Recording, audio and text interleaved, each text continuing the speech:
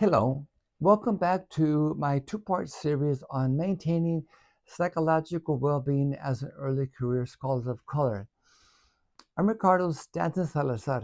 I'm a sociologist, a writing coach, and a former university professor with 40 years of engagement in the academic world. I'm the author of the book Manufacturing Hope and Despair, published by Teachers College Press. A link to my website and to some of my published journal articles are found at the end of this video. In this series, I speak directly to those scholars of color that are in the pre-tenure part of their career or in the midst of their doctoral studies. However, if you are part of a broader audience and you think this video will be helpful to you, please stay with me. The social psychological issues that I address here are relevant to anyone pursuing important and challenging goals in their career. What exactly are the benefits of this journey that I offer here? It is success in every endeavor that comprises an academic career, especially publishing your journal manuscripts or books, or book, especially tenure, and moving into a prominent position in your field so that you can provide the leadership that you know your field needs. Similar to part one, I cover a lot of material in this video, so you might plan on watching it in segments. I also recommend watching this PowerPoint on your iPad, your laptop, or your TV, mainly because I present a lot of visuals. In my work as an academic editor and writing coach, I've used the analogy of mountain peaks, representing the various professional goals in a scholar's career, and the trails have to be walked in to reach those peaks. Included here are the manuscripts you want to publish in the coming months and years, and the tenure position in your department that you very much deserve. Now for the agenda for this PowerPoint video presentation. In the part one video, we looked at the coping strategies you may use to deal with the struggles, the obstacles, and the stressors of academic life. I focused on those thinking and behavior strategies that are disempowering and that wear down your resistance and self-efficacy over time.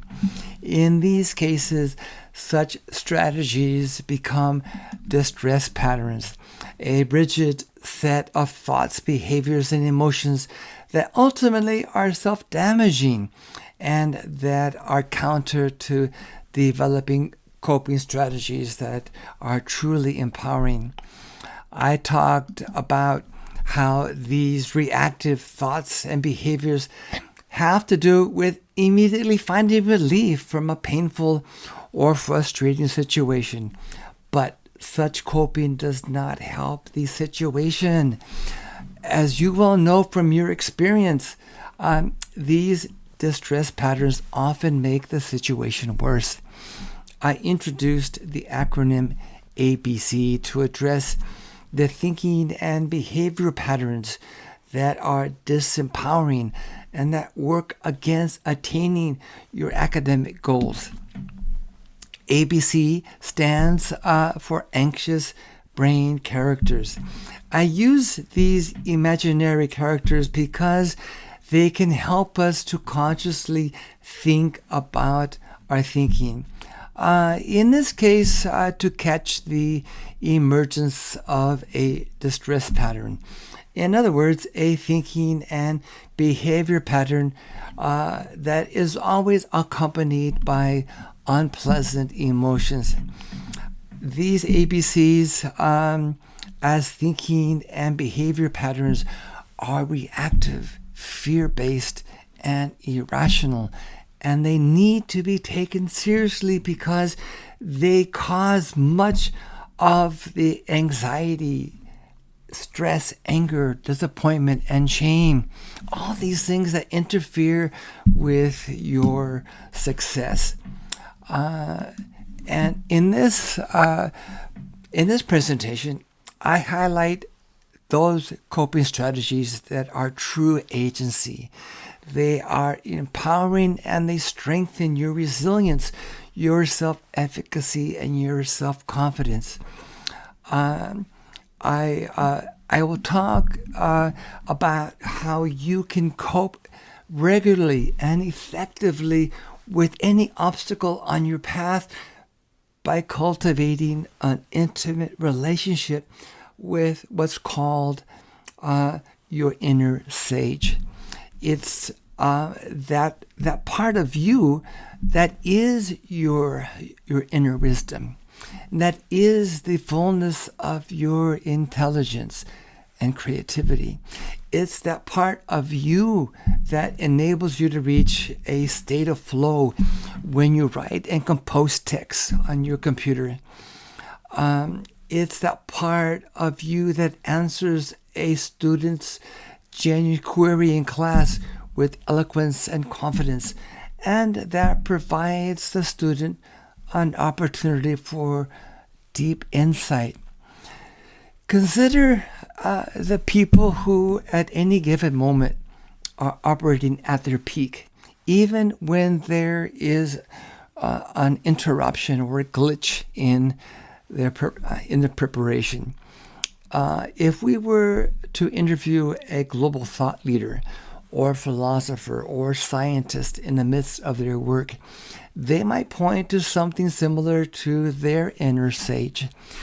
If we talked to LeBron James, Simone Biles, or Carlos Santana about how they prepare to perform in front of a full stadium, again, they might talk about their own inner sage.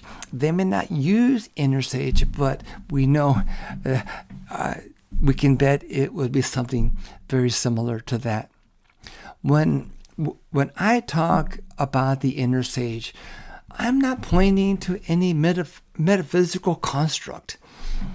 Rather, I am talking about consciously activating certain parts of your brain.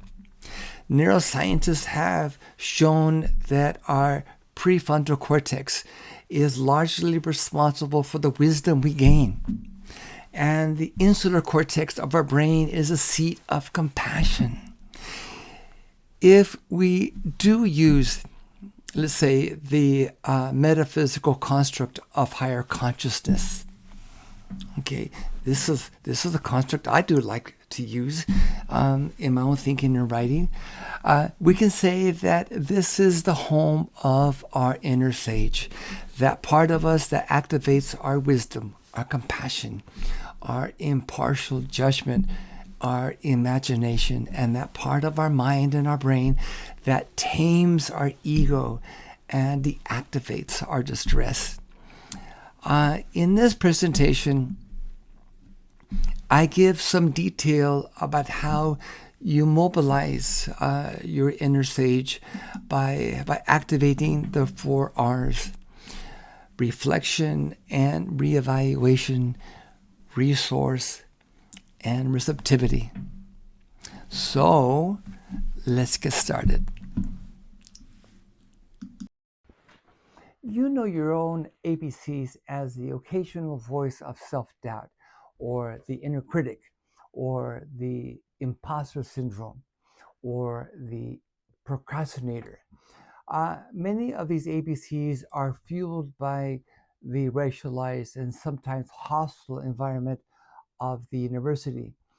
While some universities are truly committed to the ideals of diversity, true equity, and inclusion as a pathway to an authentic racial democracy, other universities contain segments of faculty and administrators that resist the cultural pressures, threatening their sense of entitlement. So, how do you deactivate your anxious brain characters, especially while working in an academic environment that is highly demanding and that places upon you heavy extra responsibilities? Because you're expected to represent those segments of society that have been historically excluded from higher education. The pressures can be great and the stress becomes the norm. What do you do when your ABC characters take charge when you're faced with distributed obstacles on your path? Obstacles such as when the lies of the imposture syndrome take hold of you, um, or a tight schedule that leads you to postpone your writing. What do you do with when a revise or resubmit um, of, of your manuscript appears, or when a college staff member thinks you are a student or the audiovisual tech instead of a faculty member? What do you do when an ABC character takes over when you receive unfair criticism by your chair or an administrator? What we recognize first is the emotion or feeling. It might be stress or frustration or annoyance or anger or the awful feeling of self-doubt. However, psychologists tell us that behind every emotion is an immediate thought or some fast and reactive form of thinking. Then, after the thought and the accompanying emotion, is some form of coping behavior. Maybe it's avoidance behavior. Coping also includes how we handle our emotions. Do we self-soothe in a healthy way, or do we feed our resentment? Again, a form of an ABC. You deactivate your ABCs, meaning your distress patterns, by cultivating an intimate relationship with what we can call your inner sage. The inner sage is that part of you that recognizes the confusion and the confusion inherent in your ABC thought patterns, um, in your ABC thought and behavior patterns. It's the part of you that gives you full access to your inner wisdom, the fullness of your intelligence, and the use of all of your cultural, linguistic, and intellectual assets. At the moment you encounter an obstacle on your path, you mobilize. In other words, you cope effectively to meet the demands of the situation. And you do this by activating the 4 R's and the 10 ways that your inner sage mobilizes into action. The 4 R's of the inner sage mindset or consciousness are reflection and reevaluation, resource, and receptivity. In a few minutes, I will address each of these four main aspects of a coping strategy that can be used when dealing with any obstacle or problem that you may confront as you pursue an academic goal, or that you confront when you are engaging in an important academic activity. It's important that you know that the construct of the inner sage and the 4 R's are lodged within an empowerment model that runs through my published work. As you'll see in the coming minutes, the essentials of empowerment entail forms of consciousness and behavior that increase your control over your life as an academic, a form of power that results in an expansion of the resources in your social network, crucial to achieving your goals in the coming months and years, and that enable you to further develop competencies that make you more effective in everything you do as an academic in the years to come. In this video presentation, I emphasize empowerment specific to the experiences of a scholar of color working in a university environment that very much wants you there, but is quite ambivalent about including your voice, authority, and experience on issues of policy, hiring, and curriculum. As you'll see, vital to this empowerment is learning to cope with various obstacles in your path via the 4 R's. The first two of the 4 R's is reflection and reevaluation. I add reevaluation because your inner sage helps you to reevaluate your thought and behavioral patterns and to label any ABC that may be nagging for your attention and luring you to be reactive. Next, I want to address the resources that you have immediate access to when you are in sage mode. Note that I'm going to try to highlight things you already have.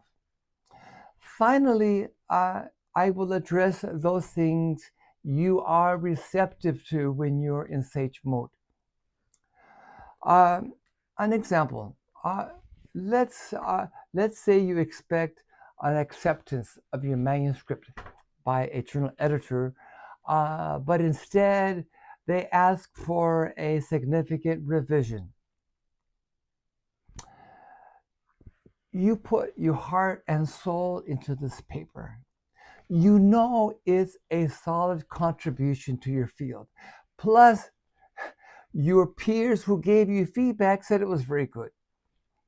Still, you've got some tough criticism and a major revisor and resubmit, and this is a response you did not expect. Your reaction? You might say to yourself, the blind reviewers of my manuscript were really blind to the depth of my contribution. They're fools. Or you might say to yourself, I just really messed up. I don't know if I can do this. You begin to feel stress and disappointment, and your inner critic begins to have a field day with you. But you stop them in their tracks by calling forth your inner sage and by activating the 4 R's. The inner sage seeks to lead. However, it does not cry out to you or give you acid reflux to get your attention. Instead, you call it forth with your heart and you welcome it. So now you shift into reflection and reevaluation. The inner sage is not afraid of doing what is really hard. It says, let's look at disappointments, not in terms of deficiency or a chance to engage in some harsh, unnecessary self-criticism, but rather it says, let's see this obstacle as an opportunity for learning and discovery. It says, indeed, this disappointment is an important step forward toward attaining your goal. An example here, getting your manuscript published and your scholarship recognized by people in your field. The reflection and reevaluation stage plays out in 4 steps.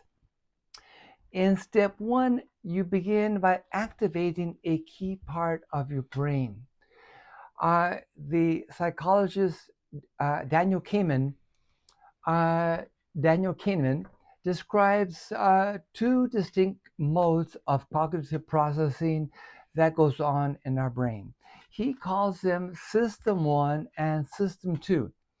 System 1 is in charge of our automatic or unconscious thoughts. It thinks fast. It stores our memory. It holds the vast repertoire of skills we've acquired in a lifetime of practice. System 1 automatically produces adequate solutions to our daily challenges most of the time. I say most of the time because System 1 is also full of unchecked biases, prone to mistakes based on prejudices, and can lead people to distort reality. You heard the saying, we see the world not as it is, but as we are.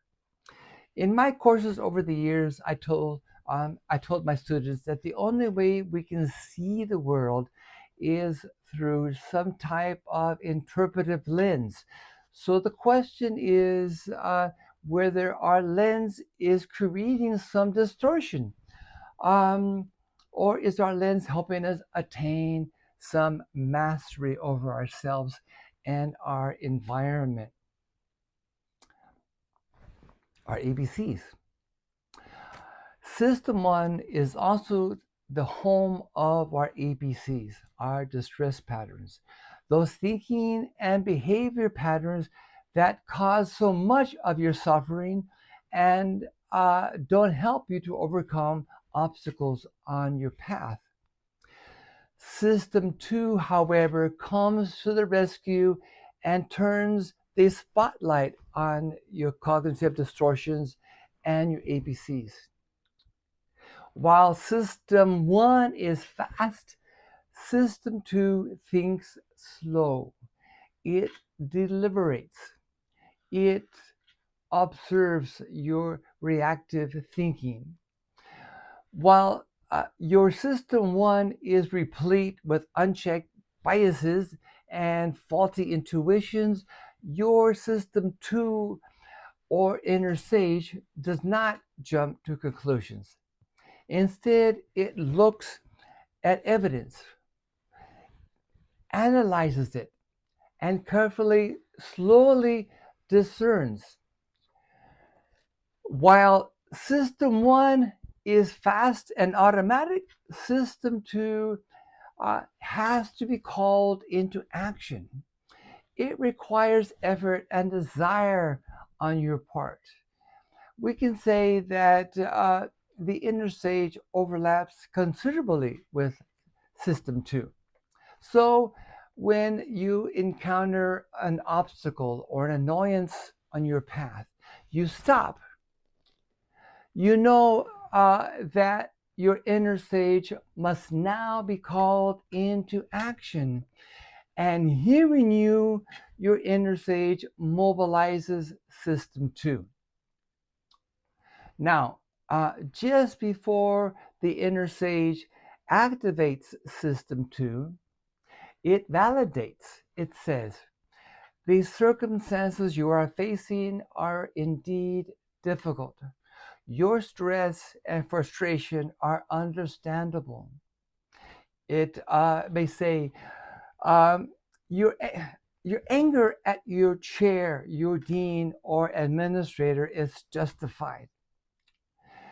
It then says, let's now rev up System 2. Our ABCs, your ABCs, are located in the realm of System 1. Our ABCs are fast and reactive. In contrast, your inner sage is responsive. Rather than react to difficult situations and obstacles, your inner sage responds, and it does so thoughtfully. I think the construct of inner sage goes beyond the mobilization of System 2. Our inner sage resides in our higher consciousness, on the seed of wisdom and compassion. It is our most enlightened self. So here you are, a revise and resubmit that you didn't expect, and some tough criticism from the blind reviewers. And your inner sage is inviting you now to see this as an opportunity for learning and discovery, and to be open and curious, and to remain uh, in touch with your brilliance, and then to breathe deeply and with self-compassion. Your inner sage reminds you that it can activate System 2, but all of our ABCs come together, kind of like in a gang, and and they shout, "To hell with the sage and BS about the System 2. You deserve to be pissed. you you deserve to be pissed off and anxious and stressed out. You need to vent. It's okay. Hey, uh, a couple glasses of wine sound good right now. Listen, maybe you're not cut out for this stuff. Let's get out of here for a while." In spite of the anxious noise of your ABCs, you turn yourself over to your inner sage and to System 2.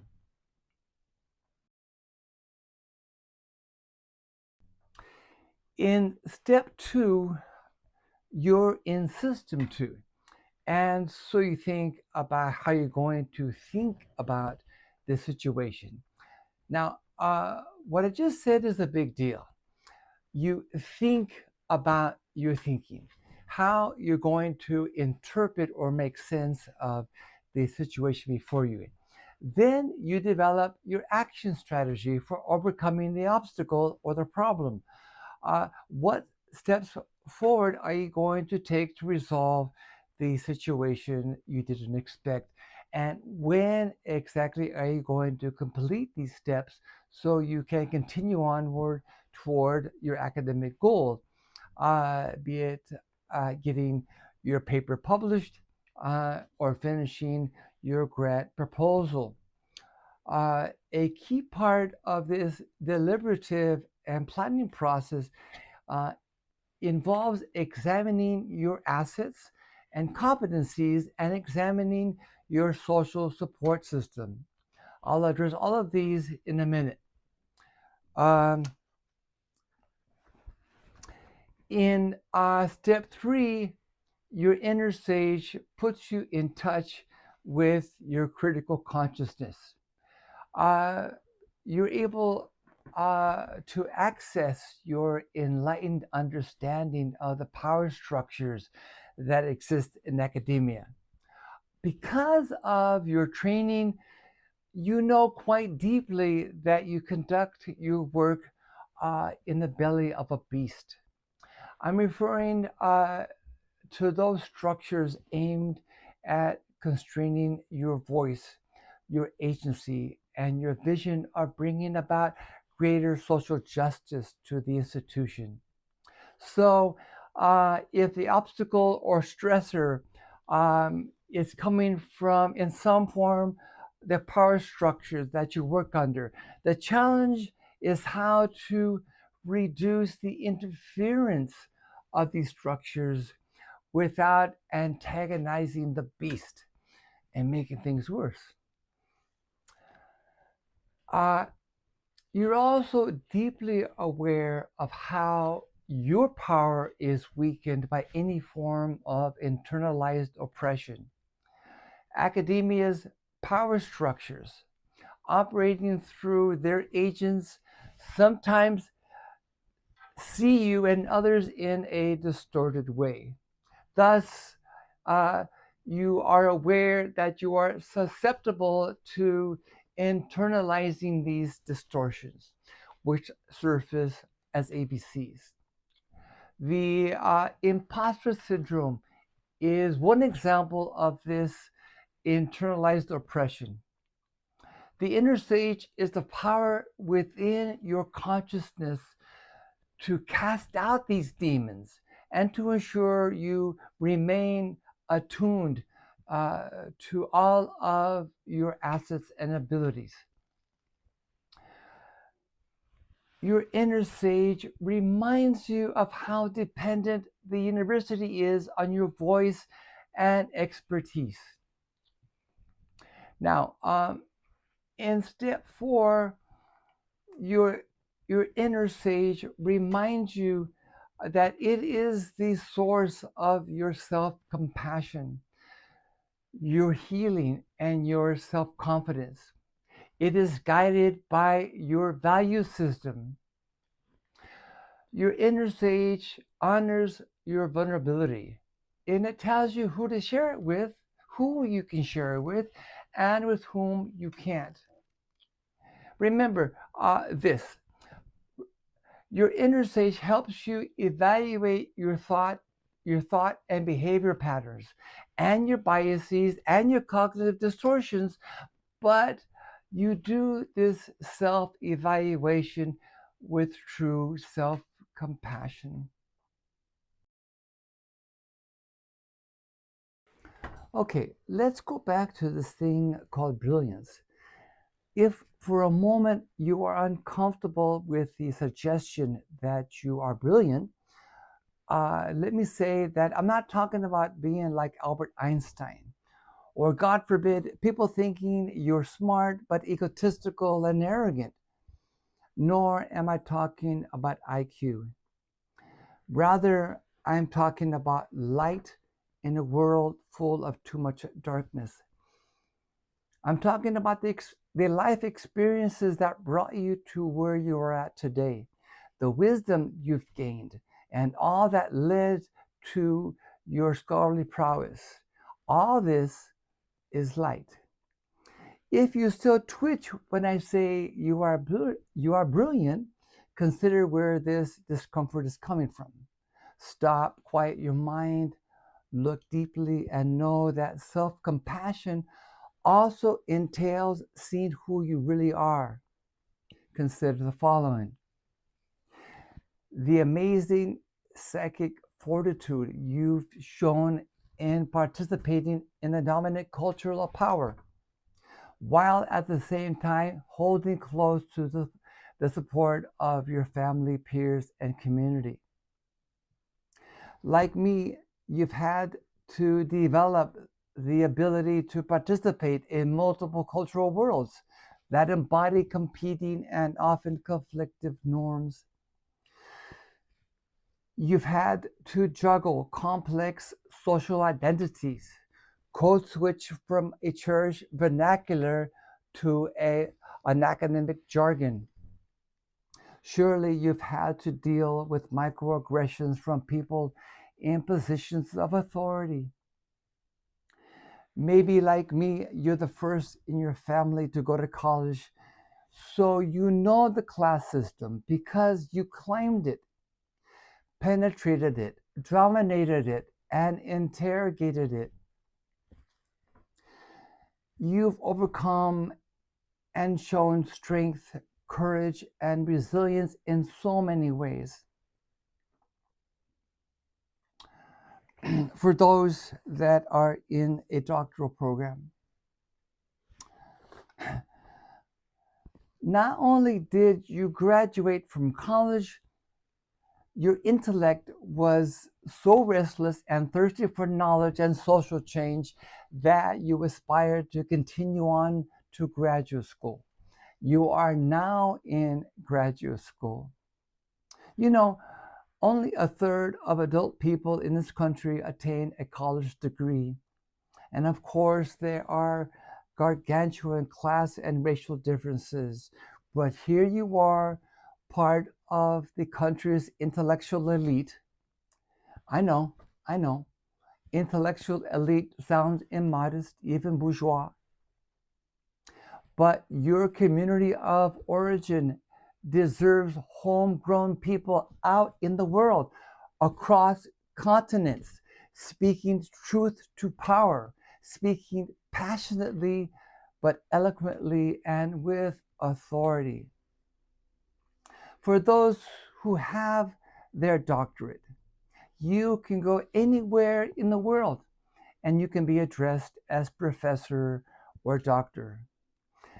I don't have to tell you, such titles come with enormous responsibilities, including being unpretentious, being kind and generous with your time.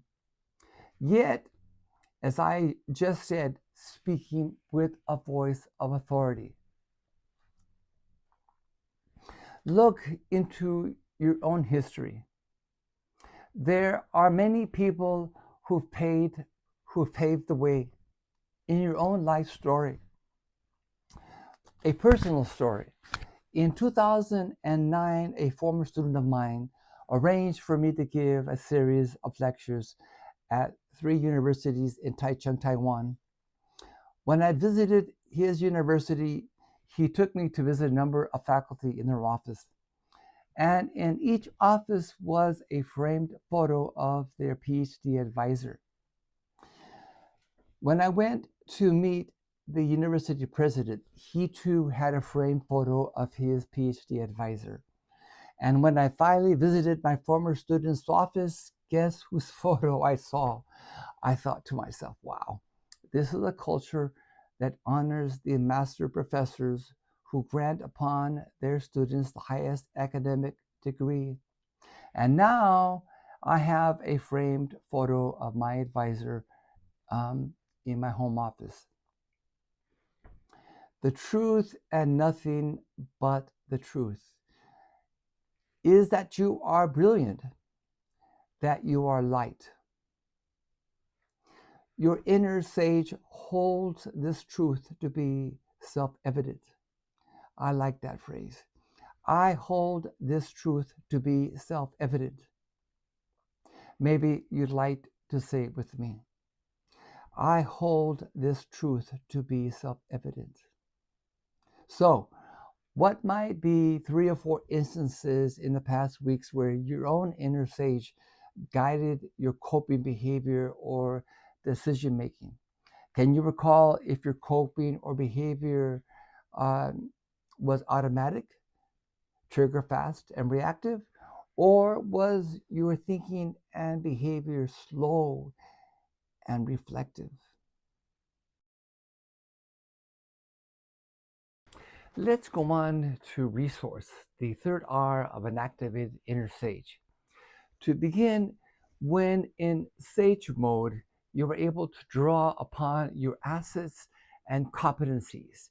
And here, I'm including your analytical and problem-solving abilities and to your own knowledge funds, especially what you know now as a scholar on everything you've studied and made your own. As an example, by now you've gained quite a bit of what I call system knowledge. In other words, how bureaucratic systems work, particularly how to use institutional discourses to articulate a problem and get the necessary and desired resources. Whether it's getting monies from the university to advance your research or explaining to your primary doctor about the details of your health condition, or getting legal resources for a sibling in the midst of a crisis. You have the knowledge and social competencies relevant to getting institutional agents to act on your behalf or on your siblings' behalf. And you know how to use these resources to solve the problem at hand. This is power. This is capital. If you are the oldest in your family, maybe you've had to be an interpreter for your mom or dad at your school or a doctor's office. Secondly, you are able to draw on the resources you already have in your life, on your social and emotional support system, which includes your social capital. You are never afraid to seek help when you need it. You draw on the institutional agents in your social network in order uh, to resolve the obstacle on your path or to accomplish an academic goal. Now, an agent may be a friend, a colleague, the department chair, an administrator on campus, anyone who possesses the resources you need to move forward. Um, for example, if there is an administrator of color that you trust, um, an assistant dean, or a well-positioned senior faculty member in another department. Uh, uh, you see that person and you seek counsel. By any means available, build your network of support on campus and across other campuses throughout the country. You get on WhatsApp and you do a video call to a trusted colleague on some other continent. You build your resources, you build your social network. And you also draw on your network for emotional support. And this may be a family member, a colleague, a close friend, a minister or a priest, or a psychotherapist. Super important. You are also attentive and open to forms of support that are offered to you. And you say, yes, I accept your help with much gratitude. A short story. If I ever write about how I transferred from a community college to a 4-year university, I can say that a door opened for half a minute and I jumped through it without knowing where I'd land. It was my inner sage in action.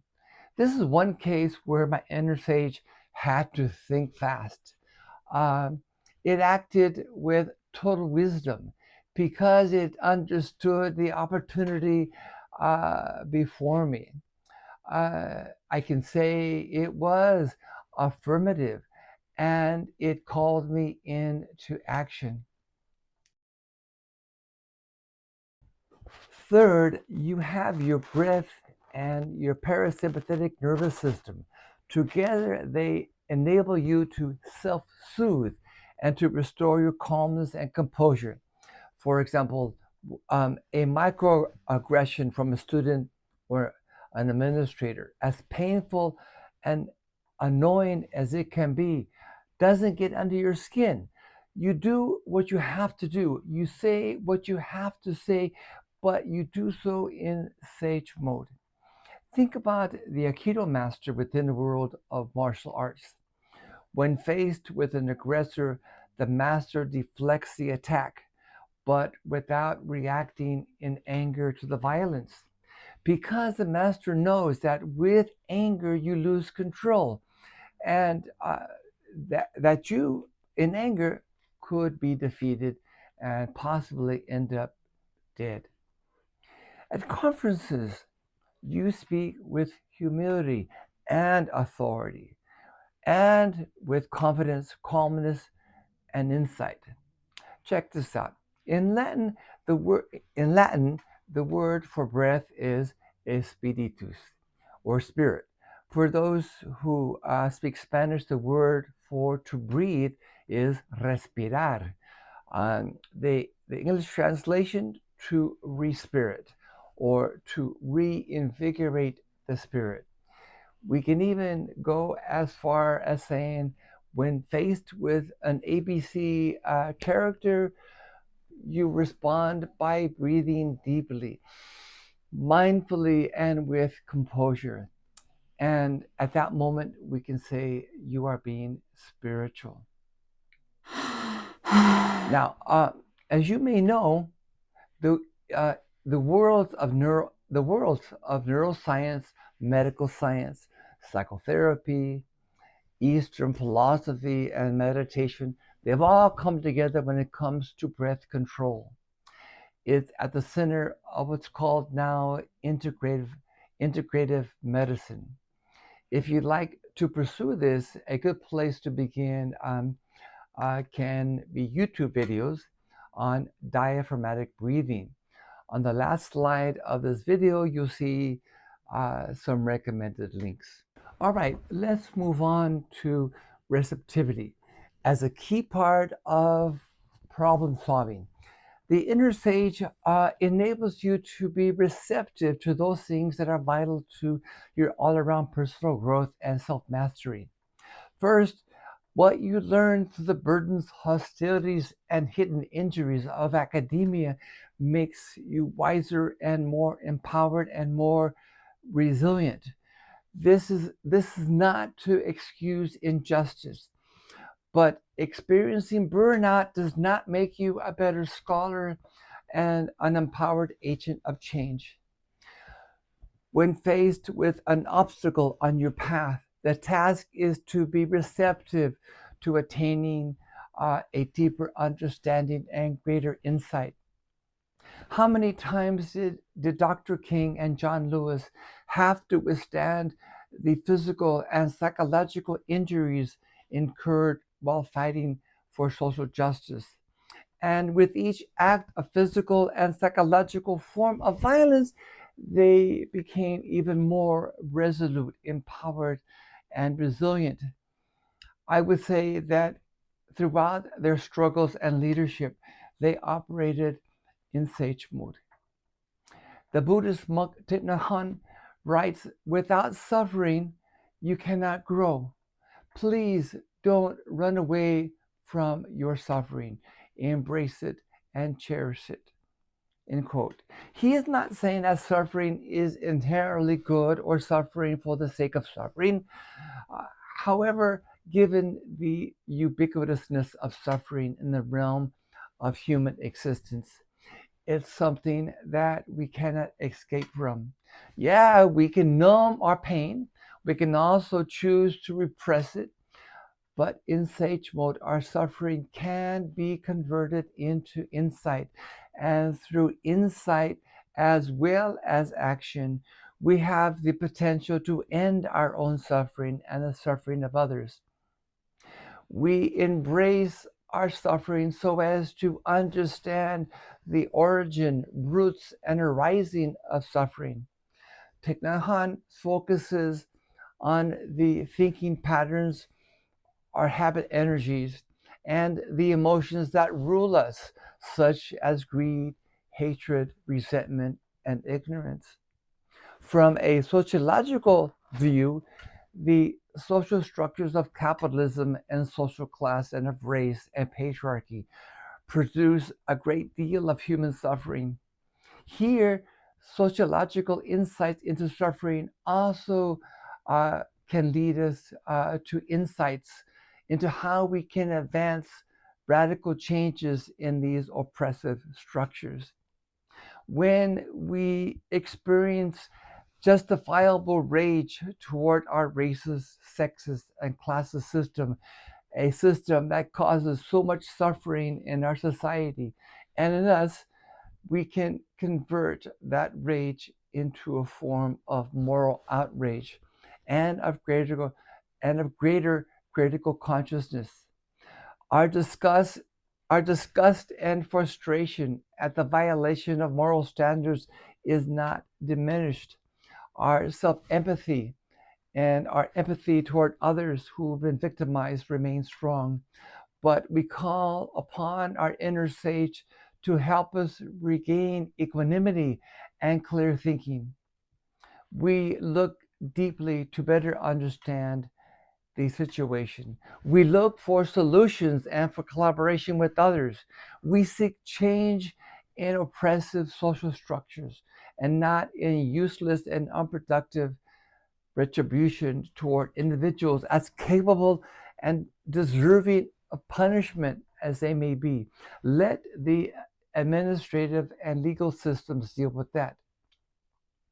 To those of us who have suffered the scourge of class racism and patriarchy and have seen others beaten down by these structures, our desire and thirst for insight surely undergirds our research and our teaching. However, let's keep in mind that while as scholars we dedicate ourselves to the suffering which occurs in various oppressed communities throughout our society, we too have been affected. We too carry around a great deal of distress. So the challenge behind the scenes is to address the distress patterns that are that affect our lives around the clock, not just when we are engaged in academic activities.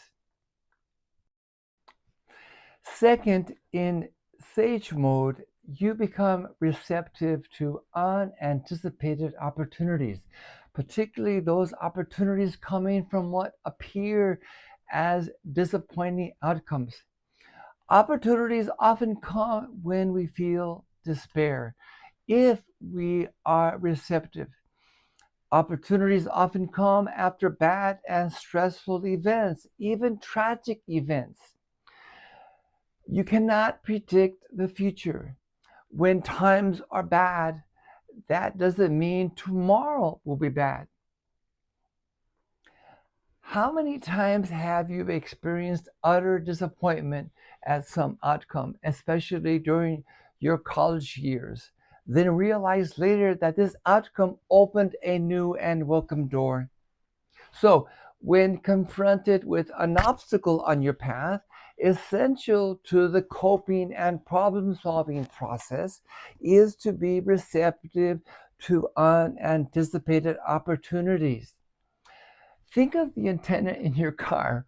Its job is to be receptive to various radio signals, to pick up your favorite station or to pick up GPS signals that take you to your desired location.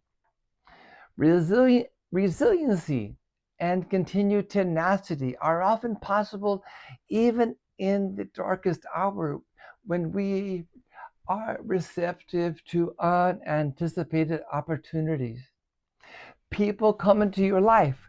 The love you've given to others comes back at you. The support you need to forge ahead appears. Weird opportunities appear that alter your life chances.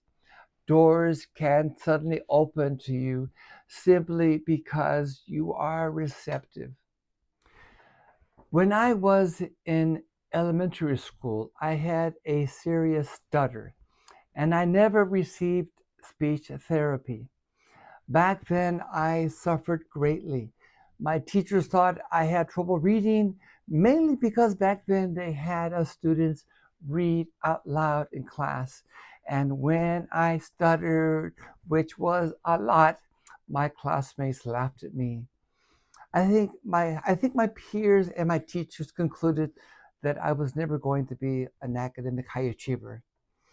But I was a curious child, and at a young age, I was already crisscrossing multiple cultural worlds and national borders. I grew up in San Diego, and I had familia in Tijuana and Mexicali. And because I grew up in multiple cultural worlds, I became very aware and attuned to the social forces in society that were operating at the time, included including was the Vietnam War, de facto racial segregation, and racial in your face bigotry. Indeed, I was light growing up in a world with too much hate and darkness. I was indeed light, but my inner critic had been fed the equivalent of amphetamine. I still thought something was wrong with me. I was conflicted about my academic abilities and talent all the way through high school. Did I have any academic talent? I borrowed books at the public library. I read a lot. I passed my algebra classes. I did okay in chemistry class.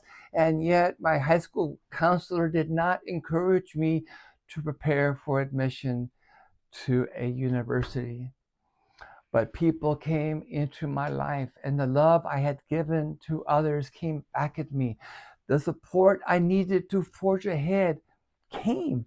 Weird opportunities appeared that altered my life chances. 16 years after I graduated from high school, now with a PhD from Stanford University, I came back to this same high school and conducted the research that culminated in my book entitled Manufacturing Hope and Despair. Consider this: when an anthropologist or sociologist witnesses people in the field stymied or brutalized by various life challenges, he or she looks deeply to better understand the situation and to articulate what they witness in a deeply insightful way to others. Not only does the social scientist see oppression and trauma, they also see strength and resilience. When it's your own life, it's not the social scientist who is looking deeply, it's your inner sage. It sees strength and resilience, it sees your light. Another personal story: during my doctoral studies at Stanford, I was on a research project with a faculty member esteemed by many students. She wanted me to use her data set for my dissertation, but I had aspirations for a different kind of research. The pressure she put on me became unbearable, and I disengaged from campus, not knowing where I'd land, and almost in despair. However, friends on campus intervened, a door opened, and out came a new advisor and a new research project perfectly suited to my intellectual ambitions. If anything saved me, it was that I was receptive. Finally, you become receptive to opportunities for skill development. In other words, you put away the inner critic and you say, how can I get better at this skill? A doctoral degree gives you a license to spend your entire life developing your skills. Your doctoral degree gives you a gold-plated toolbox so you can enhance the skills needed to build your intellectual house. A fundamental part of the empowerment process is the continued development of skills, competencies, and expertise. With obstacles come opportunities for skill development. So let's put it all together.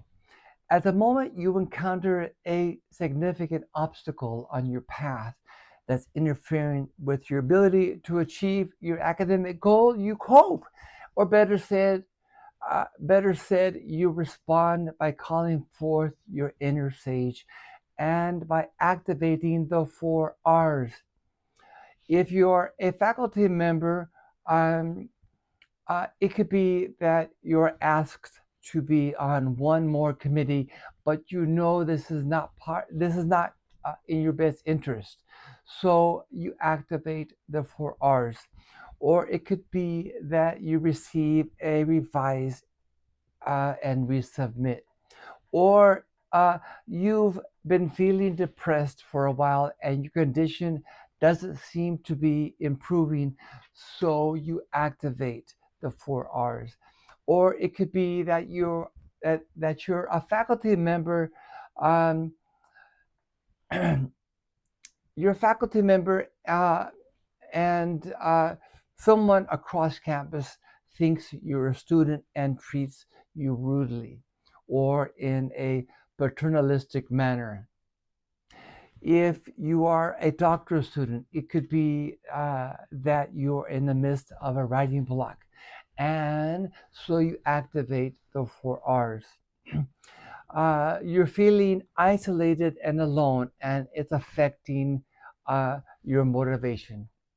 Or you feel you're not getting the support you need from your advisor or committee members. And so, yes, you activate the 4 R's. Whatever the obstacle, you want to respond effectively. To begin, you reflect and reevaluate. You you validate your immediate feelings. You show compassion towards self. Uh, then you activate your inner sage. You rev up system 2. You slow down. You deliberate. You think about your thinking. You catch any of the ABCs that are trying to take charge. You tell them they are not needed. Next, you develop your action strategy for overcoming the obstacle. What steps forward are you going to take to resolve the situation? Next, your critical consciousness. It's key to developing an effective coping strategy. You don't divert your energy toward the person uh, that's been turned into an agent of an oppressive system. Rather, you turn your attention to how you can achieve your goals in spite of an oppressive system. And you ensure your capacity for self-compassion.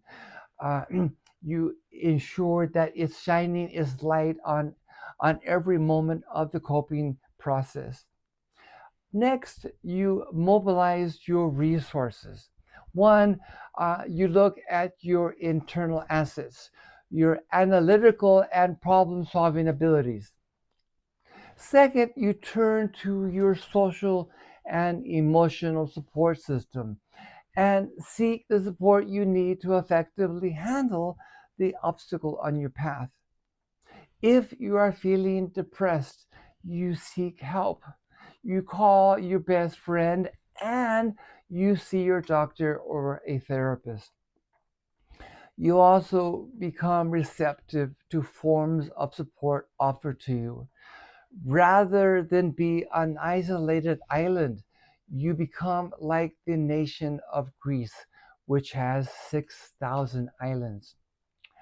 Third, you activate your parasympathetic nervous system, thus enabling you to self-soothe and to restore your calmness and composure.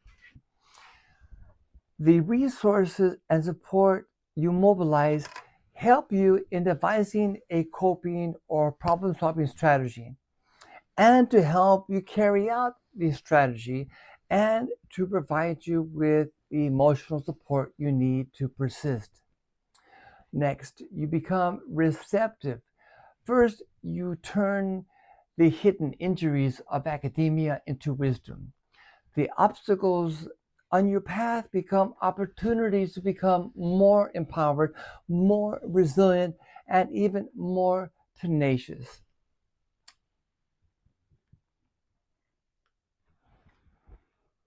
Second, become receptive to unanticipated opportunities. Watch out when you label a disappointing outcome or an obstacle on your path as terrible or bad. It could very well turn out to be a gift. Finally, you become receptive to opportunities for skill development. Obstacles become opportunities to develop expertise. A brown belt, a brown belt practitioner in karate or jujitsu gets knocked down and loses a match at a tournament and is now a bit closer to becoming a black belt.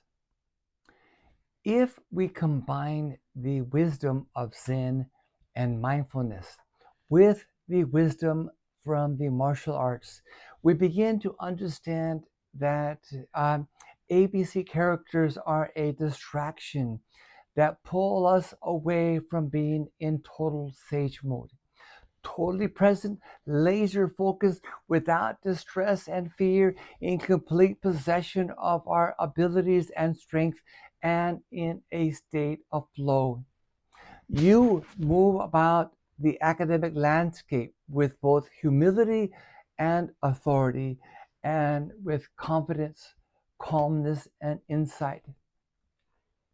In everything you do as an academic, you must be ready to arrest all disempowering ABC characters and to activate your inner sage.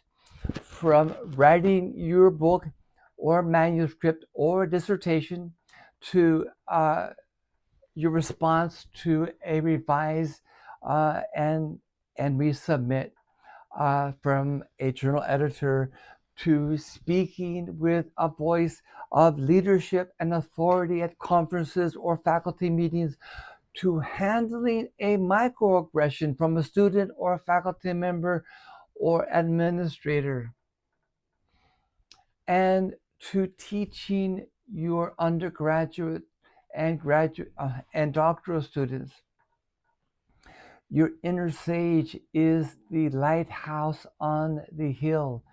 It offers you both shelter and light. It is the most enlightened you. The ABCs in your mind came from hurts you endured. You endured long ago, or even as recent as graduate school. No one on earth escapes hurt and suffering. And sadly, societal racism continues to throw salt on your wounds. Psychologists tell us that there is no executive self.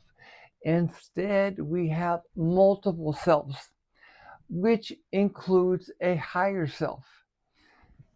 Social context matters, and which self we choose to take direction from matters. The voices of your ABCs will always be there, but you choose to take direction only from your higher self. That is your inner sage. This is true agency.